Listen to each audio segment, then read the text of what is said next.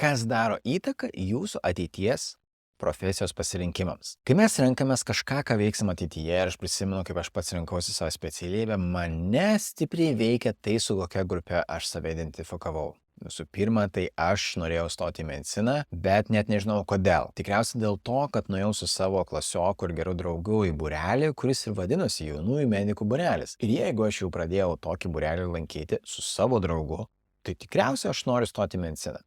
Aš taip savo paaiškinu. Ir aš nežinau, ar tas sprendimas buvo teisingas ar neteisingas. Aš baigiau mediciną, buvau šeimos gydytojas, dabar dirbu psichoterapeutu. Ar aš gailiuosi, kad stojau į mediciną? Ne, nesigailiu, nes labai daug ką išmokau ir turėjau savyje labai daug dalykų, kurie man dabar labai padeda. Ar buvo sunku? Tai buvo sunku.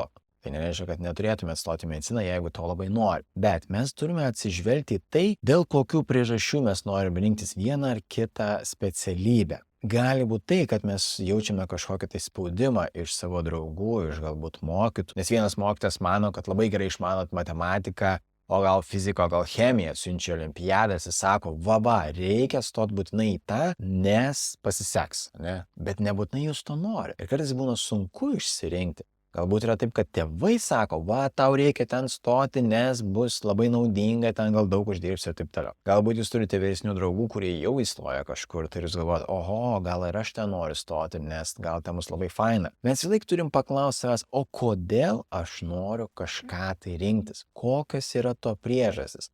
Ar aš pats taip sugalvojau, ar aš esu veikiamas kitų žmonių nuomonės ir kažkokių tai pasaulėžiūros momentų, bet ne savęs. Ir šitą klausimą galite savo šiandien užduoti. Pabandykite pagalvoti, kai jūs galvojate apie kažkokią tai veiklą, apie kažkokią tai specialybę ateityje, tai ką jūs norėtumėt veikti, kas tam daro įtaką? Ar jūsų hobiai, ar tie dalykai, kuriuos jūs mėgstat, ar kaip tik kitų žmonių kažkokie pasvarstymai ir pasiūlymai? Padėkite savo užsirašyti tai ir padiskutuokite savo grupelėse, nes galbūt esat ne vienas toks, kuris susiduria su tokia problema.